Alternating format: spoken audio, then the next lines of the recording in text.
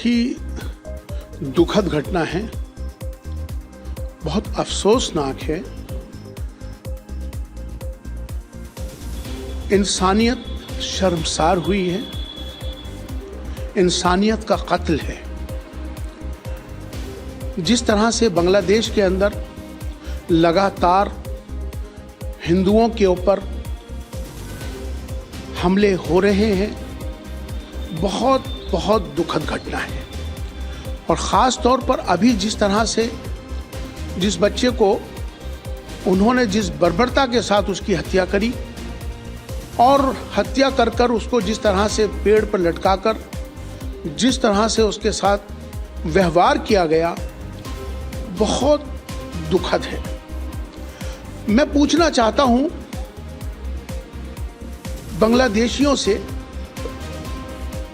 वो बांग्लादेशी जिनके ऊपर हमेशा से भारत ने एहसान किया, वो एहसान फरामोश बांग्लादेशी भूल गए कि जिस तरह से भारत ने इंफ्रास्ट्रक्चर हो या कोई भी आर्थिक मदद हो, हर तरह से भारत उनके साथ खड़ा रहा।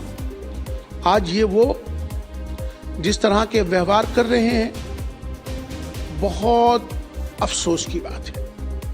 कहाँ गई वो ह्यूमन राइट्स की ऑर्गेनाइजेशंस जो इंसानियत के लिए, ह्यूमन राइट्स के लिए आवाज उठाती हैं? आज क्यों नहीं बोल रही? मैं तमाम ऑर्गेनाइजेशन से, मुस्लिम ऑर्गेनाइजेशंस हों या ह्यूमन राइट्स की ऑर्गेनाइजेशंस हों, आज उनको आगे आना चाहिए। जिस तरह से बर्बरता के साथ वहाँ हिंदुओं का कत्लेआम किया जा रहा है, बहुत दुखद बात है। मैं UNHRC, यूनाइटेड नेशन की ह्यूमन राइट्स काउंसिल से अपील करना चाहता हूं कि वो फौरन दखल दे बांग्लादेश के अंदर। और जिस तरह से आज इंसानियत का कत्ल हो रहा है, वो इस्लाम के मानने वाले हैं तमाम बांग्लादेश के मुसलमान। मैं उनसे ये पूछना चाहता हूं कि वो कौन सा इस्लाम अपना रहे हैं, वो कौन सी इस्लाम की तालीम है कि जिस तरह से वो हत्याएं कर रहे हैं? क्या इस्लाम इसकी इजाज़त देता है? ये इस्लाम के मानने वाले नहीं हो सकते। इस्लाम बचाने का नाम है, इस्लाम माफ़ करने का नाम है। आज जिस तरह से बांग्लादेश के अंदर हो रहा है, मुझे लगता है कि हमारे देश के प्रधानमंत्री श्री नरेंद्र मोदी जी को और हमारे देश के गृह मंत्री जी से भी मेरा कहना है कि फ़ौरन इंटरवीन होना चाहिए और बांग्लादेश के अंदर जो हिंदुओं के साथ, अल्पसंख्यकों के साथ जो हत्याएं हो रही हैं, उनके साथ जो जुल्म ज़्यादती हो रही है, उसको फौरी तौर पर रोका जाए। मैं बहुत पहले से इस बात को कहते चला आ रहा हूं कि बांग्लादेश के हिंदुओं के साथ जुल्म हो रहा है। और अब तक जो है सिर्फ हमारे भारत में, चाहे वो हमारे देश के प्रधानमंत्री हों या उत्तर प्रदेश के मुख्यमंत्री हों, ये सिर्फ यहाँ बयानबाजी कर रहे हैं। एक टेलीफोन लगाने की जरूरत है प्राइम मिनिस्टर मोदी को कि यूनुस बहुत हो चुका है, अब किसी बच्चे की मौत नहीं होनी चाहिए, किसी हिंदू के घर पे हमला नहीं होनी चाहिए। उसी दिन से हमला बंद हो जाएगा। लेकिन ये सिर्फ बयानबाजी करते हैं। मैं शुरू से इस बात को कहता चला आ रहा हूं, जब मंदिरों पे हमले हुए थे, जब से कह रहा हूं। और मैं यूनुस सरकार से कहूंगा कि पाकिस्तान के बहकावे में ना आए। पाकिस्तान आतंकी मुल्क है, तुम हमारे पड़ोसी हो, तुम्हें हमसे रोजी रोटी तुम्हारी चलती है, मत हिंदुओं के साथ कोई जुल्म करो। ये गलत है, ना तो इस्लामी तरीका है ये, और ना ये कानून कहता है। सबको बराबर देखो। मन शुद्ध है और मैं समझता हूँ कि 21वीं सदी को शर्मसार करने वाली ये घटना है और उस देश में हो रही है जिसका प्रतिनिधित्व नोबेल का पीस पुरस्कार लिए व्यक्ति कर रहा है। और कैसे पीस किए जाते हैं मानवता के, वो दुनिया को दिखा रहा है। मगर दुख इस बात का उससे ज्यादा है कि बात बात पर बोलने वाला फिल्म जगत मौन कैसे है, बात बात पर अपनी बात कहने वाले सोकोल्ड इंटेलेक्चुअल शांत कैसे हैं, पक्ष और विपक्ष शांत कैसे है। मुझे लगता है कि आज आवश्यकता है 100 करोड़ हिंदुओं को अपने बांग्लादेश में रह रहे हिंदू भाइयों के लिए बोलने की।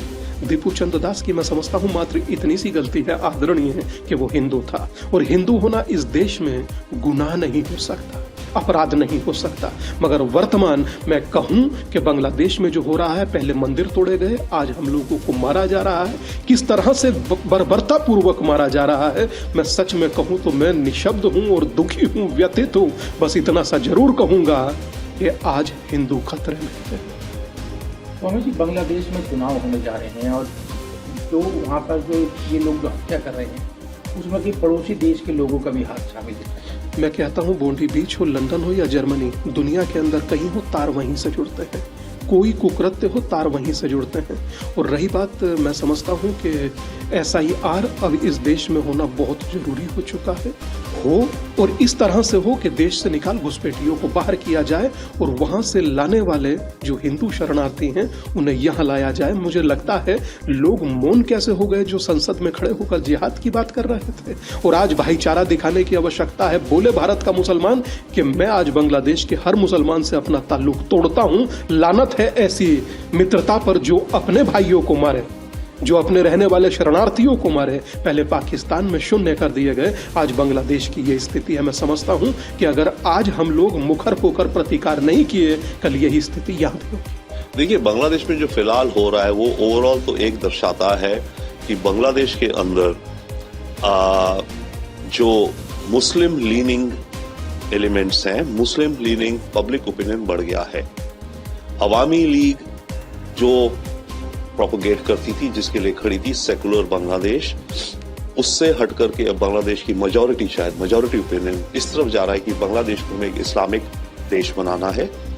ठीक है, बनाए इस्लामिक, बट प्रॉब्लम यह है कि उस इस्लामिक देश के साथ जो फ्रिंज एलिमेंट्स होते हैं, जो कट्टर होते हैं, जो वायलेंस लेते हैं, जो गोली बारूद का इस्तेमाल करते हैं, उनको भी बढ़ावा मिल रहा है। और इन सब के बीच एंटी इंडिया सेंटीमेंट बढ़ाई जा रही है। और एंटी इंडिया सेंटीमेंट बढ़ाई जा रही है, अभी से नहीं, बहुत वर्षों से बढ़ाई जा रही है बांग्लादेश के अंदर ऑपोजिशन द्वारा, क्योंकि वो ब्लेम करते हैं भारत को कि भारत ने शेख हसीना को सपोर्ट किया, तभी शेख हसीना ने हमारे देश के अंदर हमारे खिलाफ जो भी कार्रवाई करी है। और शेख हसीना ने करी है, अपनी ऑपोजिशन को किडनैपिंग्स, मर्डर वगैरह करे हैं।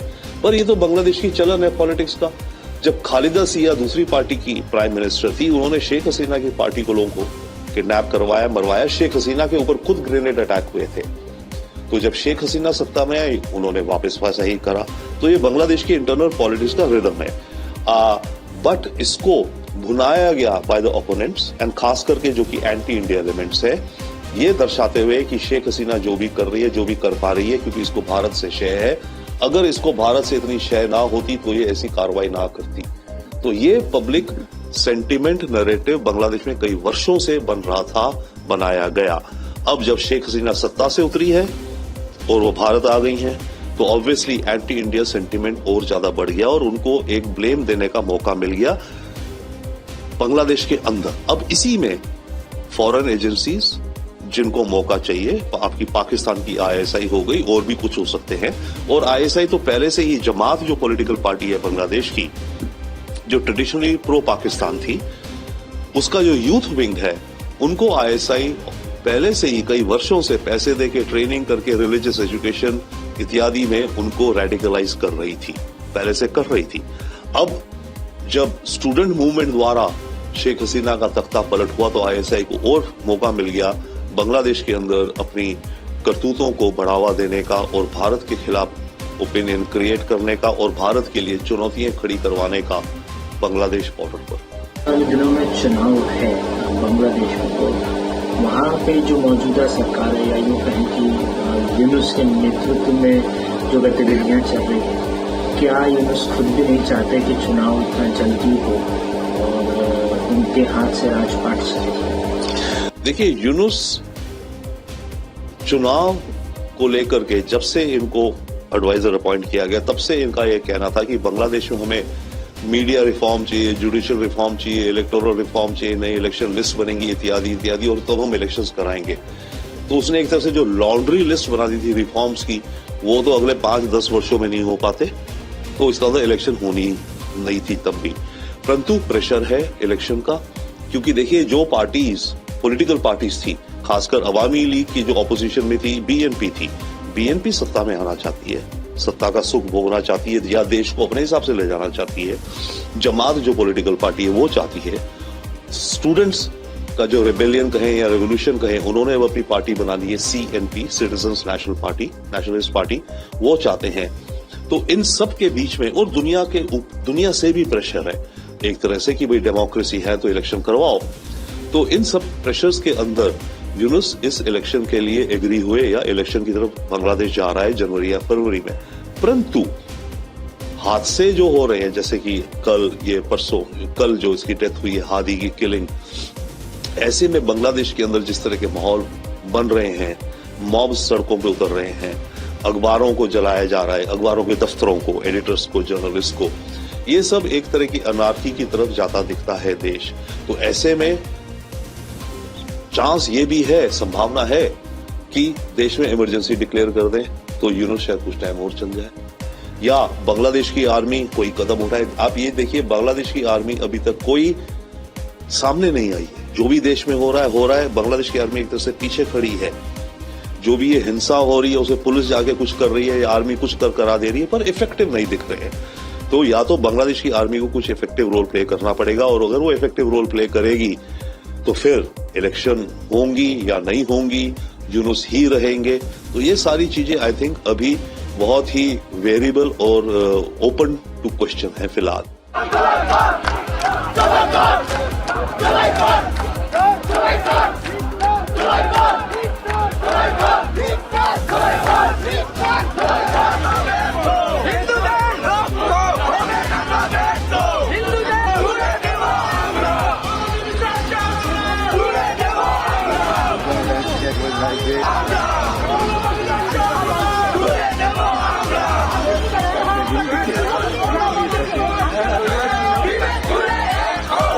আমাদের ভিডিও ভালো লাগলে লাইক এবং শেয়ার করুন। কমেন্ট সেকশনে গিয়ে জানান আপনাদের মতামত। আরও ভিডিও পেতে আমাদের চ্যানেল সাবস্ক্রাইব করুন এবং প্রতি মুহূর্তে খবরের আপডেট পেতে প্রেস করুন বেল আইকন।